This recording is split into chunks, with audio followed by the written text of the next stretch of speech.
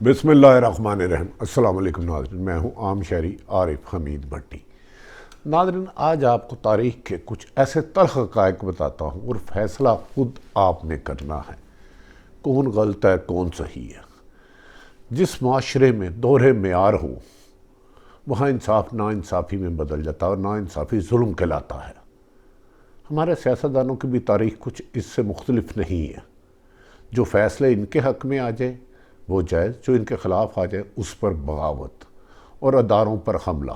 मैं किसी एक सियासी जमात की बात नहीं करूँगा, स्पेशली तमाम पॉलिटिशियन और उनके वर्कर हमारे लिए काबिल एहतराम है, लेकिन being a journalist, being a सहाफ़ी, आप तक हक़ाइक़ पहुँचाना मेरी ज़िम्मेदारी है।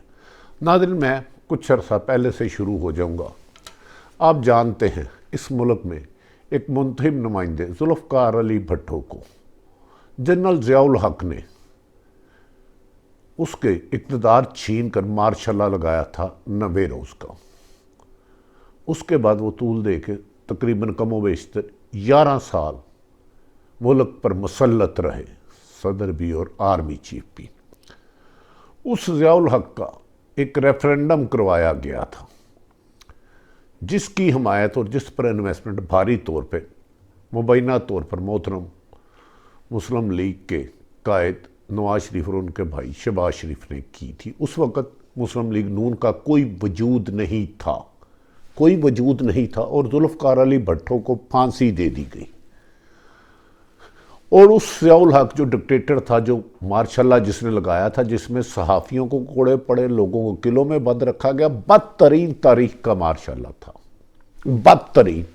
उनकी कब्र पे जाके मियां मोहम्मद नवाज शरीफ साबक वज़ीर आज़म ने जाके कहा था मैं तुम्हारा मिशन पूरा करूँगा, और ज़ियाउल हक़ ने उन्होंने एक केला देकर कहा था कि आपको मेरी भी उम्र लग जाए। ये कुछ हिस्ट्रियाँ हक़ाइक़ है, मेरे लिए मियाँ साहब भी काबिल एहतराम है। उसके बाद 85 में गैर जमाती इलेक्शन करवाए जाते हैं। उस वक़्त पाकिस्तान में करप्शन को अरूज दिया जाता है। वो करप्शन का पाकिस्तान में बाकायदा आगाज़ था, लीगल किया गया। पैसों की औसत इलेक्शन दिए गए, और इवन के कहा जाता है, उस वक़्त मैं तो जर्नलिज्म में नहीं था, लेकिन कहा जाता है उस वक़्त साफ्तियों को भी पहली दफ़ा पैसे देने शुरू किए गए 85 में, जब गैर जमाती इलेक्शन थे। सियासी जमातें, क्योंकि ज़ियाउल हक़ की कोई जमात नहीं थी, उनकी मुखालफ सिर्फ पीपल्स पार्टी मजबूत तरीन जमात थी जिसके इलेक्शन में कामयाब होने के 100% चांस थे। उस जमात को ख़त्म करने के लिए, क्योंकि उसके मुंतखब वज़ीर आज़म को फांसी दे दी थी, और लेकिन उस ज़ुल्फ़िकार अली भुट्टो ने माफ़ी नहीं मांगी थी, उन्हें भी दिन मलिक ने मांगे थे। खैर, उस गैर जमाती इलेक्शन में ख़रीदो फरोख्त और इलेक्शन में करोड़ों रुपए का हेर फेर शुरू हो जाता है। सियासत गंदी उस दिन होती है।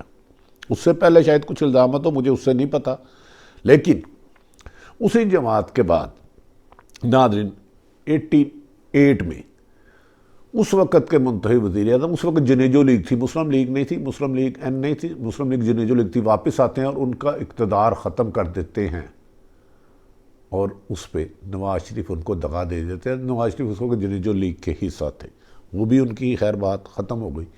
पीपल्स पार्टी आ जाती है, मोहतरमा बेनज़ीर भुट्टो मुल्क की प्राइम मिनिस्टर, और इधर पंजाब में हुकूमत आ जाती है उनकी। एक दूसरे के ख़िलाफ़ जहर उगलना शुरू कर देते हैं।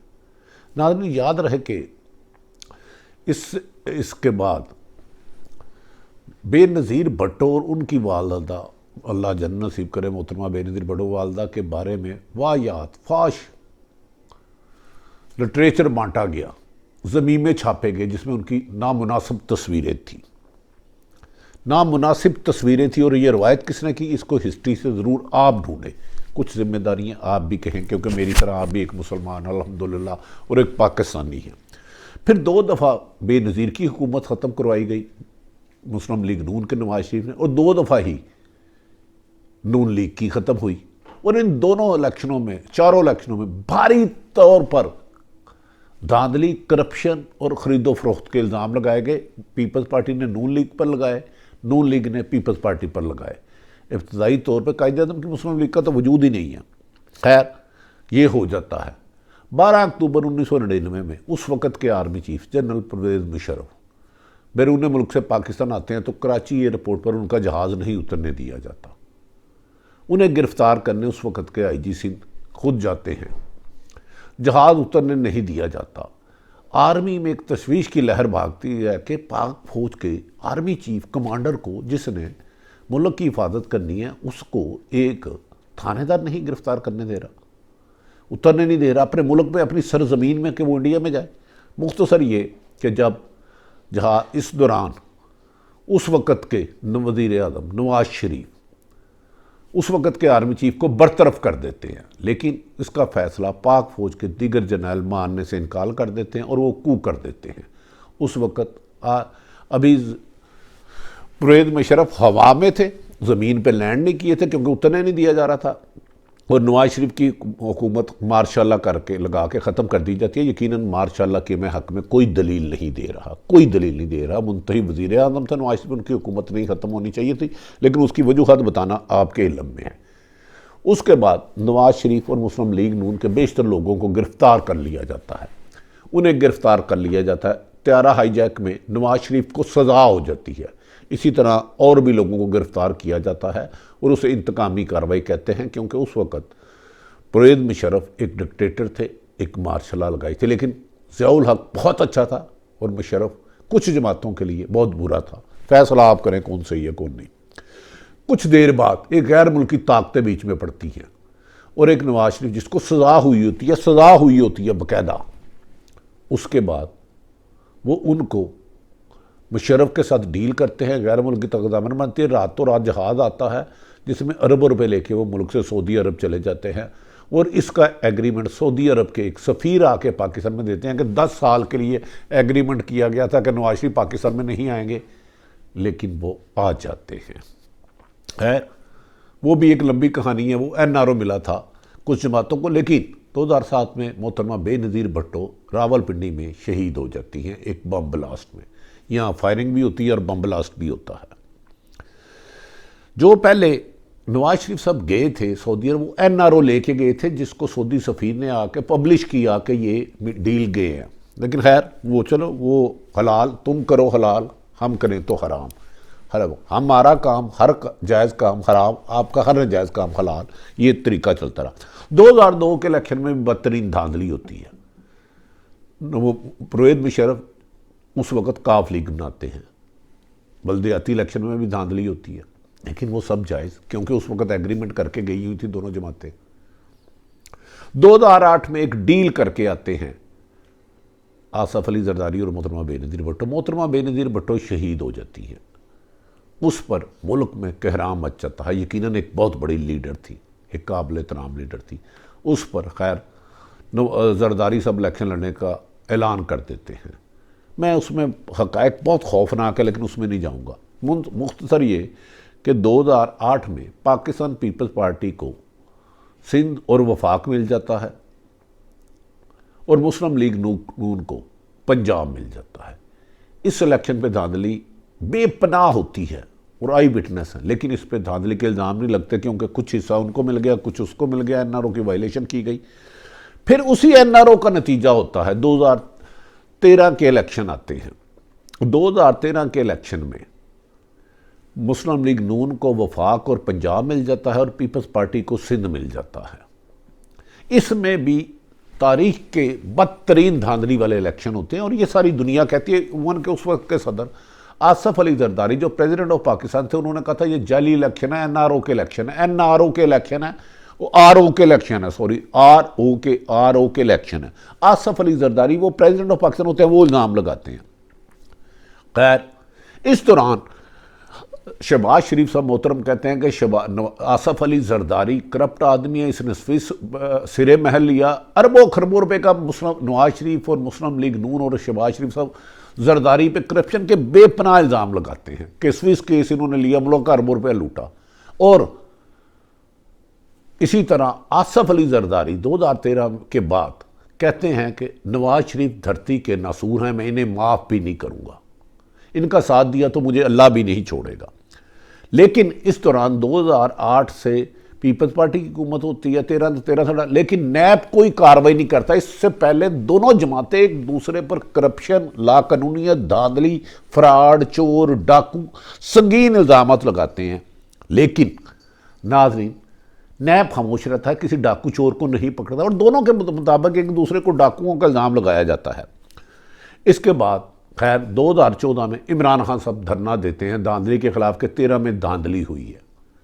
उस पर तमाम सियासी जमातें एक हो जाती हैं और कहती हैं किसी जत्थे को ये इजाज़त नहीं देंगे एक मुंतखब ख़त्म करेगी, वो 126 दिन धरना रहता है, इलेक्शन कमीशन बनता है। बहरहाल जो भी है 2018 में इमरान खान साहब कामयाब हो जाते हैं, जिस पर कुछ देर खामोशी रहती है और उसके बाद कहते हैं ये धांधली हुई है। मुस्लिम लीग इस पर शोर शराबा करना शुरू कर देती है। शोर शराबा क्यों शुरू करना देती है उसकी मैं एक हिस्ट्री बताता हूँ। जब नवाज शरीफ वज़ीर आज़म थे तो एक आता है एक पनामा केस, उस पर वो पनामा केस सुप्रीम कोर्ट में चलता है और नवाज शरीफ को नाहल सुप्रीम कोर्ट करार दे देती है। उसके बाद सुप्रीम कोर्ट के जज साहबान के बारे में इतनी नामुनासिब, नाजेबा और गलीज गुफ्तगू की जाती है कि जिसको मैं बयान नहीं कर सकता। याद रहे कि इससे पहले यही इसी मुस्लिम लीग नून ने सुप्रीम कोर्ट के चीफ जस्टिस की अदालत पर हमला किया था, सुप्रीम कोर्ट की माजी में अदालत पर हमला किया था। साकिब निसार की सरबराही में इन्हें सजा देते हैं तो संगीन इल्ज़ामात लगते हैं कि इस दौरान साथ ही एस्टेब्लिशमेंट को बुरा भला कहना शुरू किया जाता कि ये धांधली एस्टेब्लिशमेंट ने की है, करवाई है। इस पर नवाज शरीफ, मरीम नवाज, मौलाना फजल रहमान इमरान खान से इस्तीफ़ा मांगते हैं 2018 के बाद, आर्मी चीफ से मांगते हैं, जनरल DGISI जनरल फैज़ हमीद साहब से मांगते हैं। बहरहाल वो बार बार कहते हैं कि हमारा एस्टेब्लिशमेंट का इलेक्शन के साथ कोई लिंक नहीं, लेकिन इमरान नवाज शरीफ बज़िद होते हैं मरीम। इस दौरान मरीम भी गिरफ्तार हो जाती है, उन्हें भी सज़ा होती है। सज़ा नवाज शरीफ को भी सज़ा होती है, पहले उन्हें सुप्रीम कोर्ट सज़ा देती है, फिर नैब कोर्ट सज़ा देती है। खैर बेलें आ जाती हैं। नवाज शरीफ बीमार होते हैं और बहाना कहते हैं कि प्लेट नीचे हो गए, उन्हें किसी भी इतलात के मुताबिक, कैनरों के मुताबिक लंदन जाने दिया जाता है 4 हफ्ते के बाद। दुनिया की हिस्ट्री में वाहिद वो मुजरम है जिसको सज़ा दी हुई है और वो बैरून मुल्क बैठे हैं। नाज़रीन, अब चंद हक़ाइक़ आपके पास मैं सामने रखता हूँ। सुप्रीम कोर्ट अगर नवाज शरीफ को सज़ा दे तो सुप्रीम कोर्ट के जजों की इज्जत बचाना मुश्किल हो जाती है। जो अल्फाज कहे थे मैं नहीं दोहरा सकता। एस्टेब्लिशमेंट अगर ज़ियाउल हक नवाज शरीफ को लेकर आए तो वो जायज़, अच्छे, ये कब्र में जाके उनकी कहते हैं आपका मिशन मुकम्मल करेंगे। नवाज शरीफ पीपल्स पार्टी और मोहतरमा बेनज़ीर भुट्टो के फौश कागजात तस्लीम किए जाते हैं, तकसीम किए जाते हैं, फौज पंफलेट तकसीम किए जाते हैं। लेकिन जब सुप्रीम कोर्ट पर यह हमला करे वो बुरा, एस्टेब्लिशमेंट इनके खिलाफ मुशर्रफ में कार्रवाई हो, एस्टेब्लिशमेंट बुरी, 2018 में वो बुरी। लेकिन ज़ियाउल हक की ये तारीफ़ें पुल बांधते हैं कि उससे अच्छा आदमी कोई नहीं, क्योंकि वो इनको सियासत में लाया था। इलेक्शन कमीशन पे 2018 पे गलीज इलेक्शन धांधली के इल्ज़ाम लगते हैं, चेयरमैन नैब पे भी लगते हैं। याद रहे कि उस वक्त 2018 का चेयरमैन नैब भी मुस्लिम लीग नून और पीपल्स पार्टी की बाहमी रजामंदी से आया था और इलेक्शन कमीशन भी। लेकिन अब आ जाते हैं, चले मान लिया इनके मुताबिक 2018 में धांधली हुई होगी, मैं उसकी सफाई नहीं दे रहा। लेकिन उस वक्त 2014 में जब इमरान खान ने धरना दिया था तो ये कहते थे जमहूरियत को ख़तरा है, ये जमहूरियत के दागेदार किसी जत्थे को नहीं होगी। अब कहते हैं इमरान खान रिज़ाइन दे। खुद तो आपने 126 दिन बाद नहीं दिया था। उस वक्त पीपल्स पार्टी, मुस्लिम लीग नून, मौलाना फजल रहमान, महमूद खान अचकज़ई, ये सब लोग जो एंटी इस्टेब्लिशमेंट ज़हन रखते हैं ज़्यादातर, वो खिलाफ होते हैं। बहरहाल इलेक्शन कमीशन इस दौरान मरीम नवाज़ वक्तन वक्तन इस्टेब्लिशमेंट और अदलिया को बुरा भला और ऐसे अल्फाज कहती हैं कि जो ना सिर्फ नामुनासिब है बल्कि बाज़ लोगों को तौहीन अदालत में सज़ा भी दी जाती है, जबकि पनामा के तो डॉन लिंक भी आता है।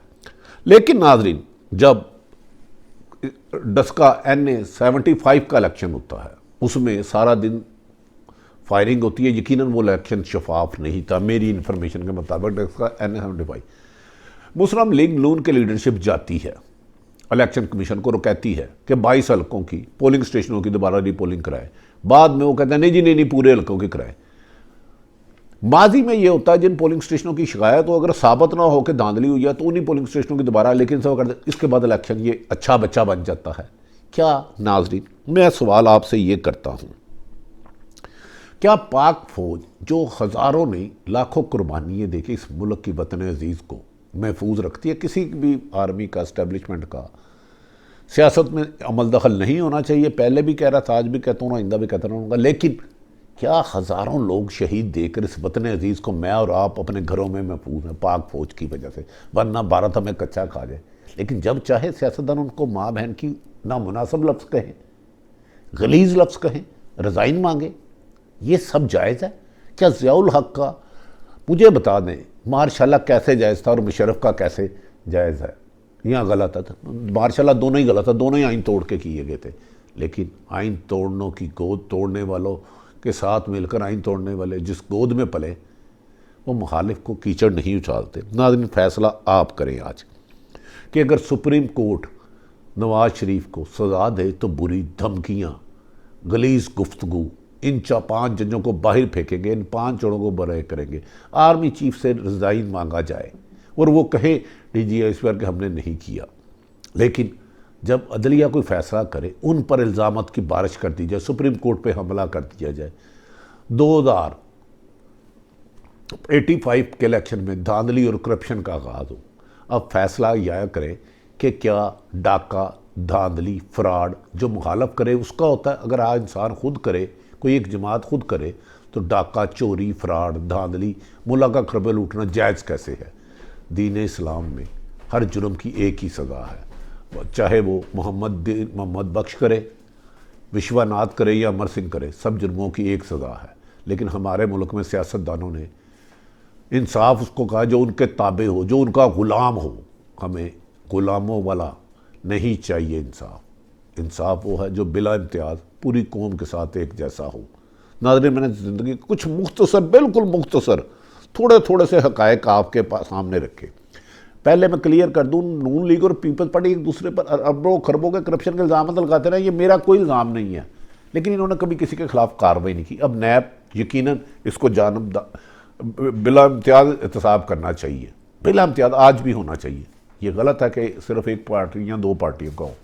लेकिन नाज़रीन, इन सियासतदानों से सवाल ज़रूर करें जब आपके पास आएँ तो उन्हें कहें हराम का पैसा हराम है, धांधली धांधली है, अच्छा करे या बुरा करे, एक करे या दूसरा करे। ये नहीं हो सकता कि एक करप्शन, धांधली, फ्रॉड कोई आपका मुखालफ करे तो उसे फांसी दे दो, आप खुद करो तो वो जायज़ हो जाए। नाज़रीन, आरिफ हमीद भट्टी ने हिस्ट्री के चंद हक़ाइक़ आपके सामने रखे। अपने इर्द गिर्द रहने वालों की खुशियों का ख्याल रखें। अगर आरिफ हमीद भट्टी का यूट्यूब चैनल पसंद है तो उसे सब्सक्राइब करें। पाकिस्तान जिंदाबाद।